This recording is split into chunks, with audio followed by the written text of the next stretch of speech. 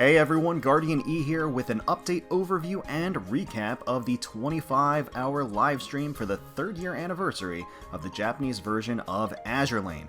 A ton of stuff was revealed, so we're going to be condensing this news into a nice neat package right here, right now. English version players will thankfully get carried along for the ride with the released ships, events, skins, and updates. Now, it's unclear if we'll get everything from the Japanese anniversary, but it seems pretty likely, and it will be at least guaranteed to get most of it. Now, there's a lot to go over, so let's go ahead and get started. Arriving on the 17th, just a few short days away, is the Dreamwaker's Butterfly event featuring the all-new Sakura Empire aircraft carrier Shinano, who will be our first summon-only ultra-rare. Alongside her is going to be the introduction of the Mark III Bullen for limit-breaking purposes. Now, Shinano is going to have a rate up of 1.2%, which is the rarest rate up percent we've gotten outside of ships that can also be dropped and farmed. But to spare not, commanders, even if you're hit with that bad RNG stick, Shinano will also feature Azur Lane's first pity rate. She is guaranteed to appear in your dock after 200 pulls, which of course means 400 cubes. Now, before everyone starts screaming and pitchforking, remember, it's a lot of cubes, but this is meant to be a safety net, invoked when the rates just aren't hitting for you. And for those super smart commanders out there that follow my Azur Lane free-to-play cube hoarding guide, this hopefully won't be a problem. And if you don't, there's no better time to start than now. Now, alongside Shinano will be new Sakura Empire ships, including Battleship Ki, Destroyer Suzutsuki, Munition Ship Kashino, Light Carrier Chiyoda, Light Carrier Chitose, Heavy Cruiser Kumano. Definitely excited for these new ships. They all look fantastic. I'm all aboard for another Gyaru ship, and a Cowgirl ship is always appreciated as well. I don't know at this time which of them is going to be a banner ships exclusively versus a grind farm event shop ship. That info should be revealed in the relative near future. Also available on the 17th will be all new swimsuit skins, including some live 2D. So starting with the live 2D reveals, we will be getting Hermione, the long-awaited Surcouf, and Kashino. I am super excited for these. I want all of them very, very badly. Have mercy on my wallet. Hermione's actually reminds me a lot of her existing Live 2D nurse skin, to be honest. Just a lot skimpier, which I'm all for. Hermione, a relatively recent chip, already has 2 Live 2D skins out of the gate. Surcouf's skin, I've gushed over repeatedly, exhaustively in the past. One of my most anticipated skins. I think she looks perfect here. Kashino's art hits me all sorts of ways. I can't wait to see this cowgirl animated. I think she looks phenomenal. Next up, Ki, Swiftshore, Reno, and Suzutsuki will also be getting swimsuit skins. Not live 2D, but lovely nonetheless. Now, they all look absolutely gorgeous here. Ki has some delicious looking sushi over there in the corner, and is hiding some considerable fulsome curves. Swiftshore has a cute maid swimsuit design. Reno is rocking some big flare and a big hat. And Suzutsuki has a splash with a number of other shipgirls alongside her enjoying the beach. The next set of beautiful swimsuit skins features Chiyoda, Chitose, and Icarus right here. I especially love how Chitose's outfit drapes just slightly over her backside, emphasizing the valley that's there. Chiyose is looking to play with that giant ball, and Icarus is going on an underwater adventure with a dangerous one-piece plus thigh-high killer combination attack. And rounding out the remainder of the swimsuit skins are Nicholas and Kuramo.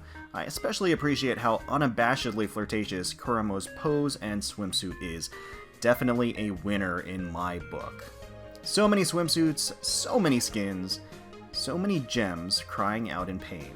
And that rounds out most of what is going to launch on the 17th. Of course, we'll get more confirmation and information once the actual patch notes are revealed, but a lot of stuff incoming and not a lot of time to prepare. So hopefully you guys have your gems and your cubes ready, because it's going to be a rocky road. Now, that's not all. They did reveal what's going to be launching on September 24th. So just a couple of weeks away, we will be getting a host of new party dress skins. So the live 2D lineup here is going to include St. Louis, Essex, Ayanami, and Baltimore. People have been waiting a very, very long time for St. Louis to get a skin, and she finally has one with a masterpiece evening gown here, so absolutely worth the wait. She looks glorious. I was actually giddy when I saw Baltimore's skin and animation. I will play that here for you guys, both Baltimore and Essex, their welcome skin animations. They all look magnificent, and I have high, high hopes here. I'll definitely be picking up some of these.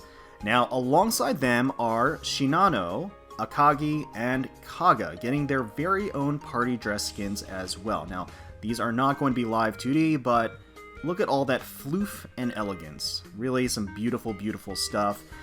Glad to see Shinano, the launch UR of the event, soon getting a new skin as well. It's always nice. Next up in the party dress lineup are U110, out for a day of fun, Haruna in a captivating leggy dress, Sheffield and Noshiro both with these elegant dark gowns. Nice little contrast of light and dark here.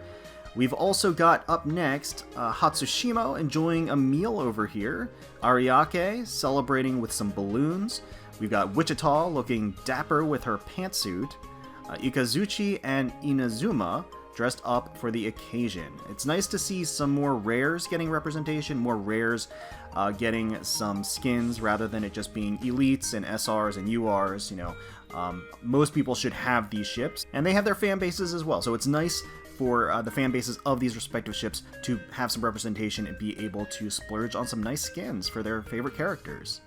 They also revealed 2 new skins for Kaga and Hood, as you can see here, both dressed in beautiful kimonos.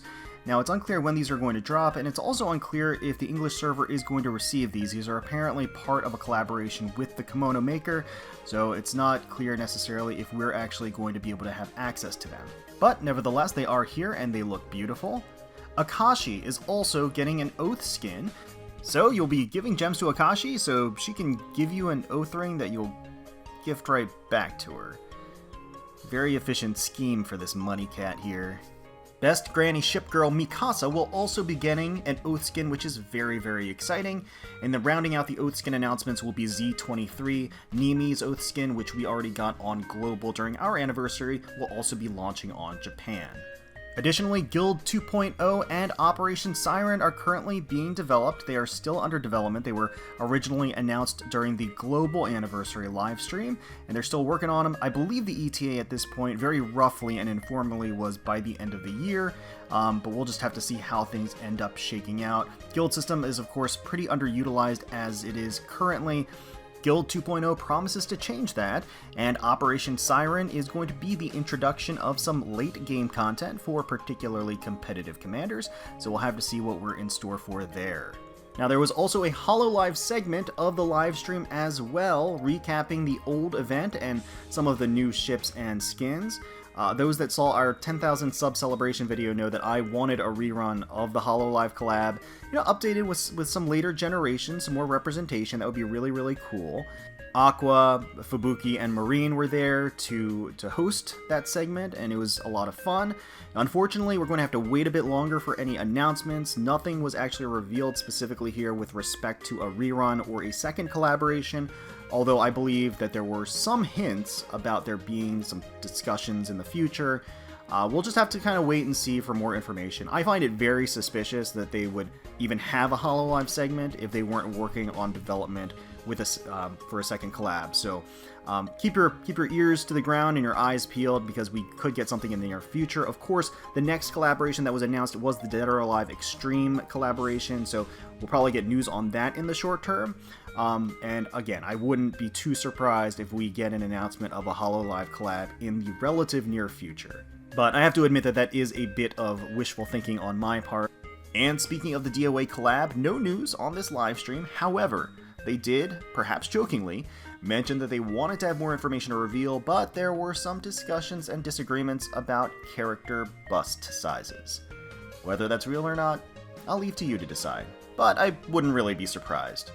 There were other various collaboration skins announced, however, it's unclear if we'll be getting these on Global, you know, considering how dicey licensing agreements can be, so we'll just have to see how these actually pan out.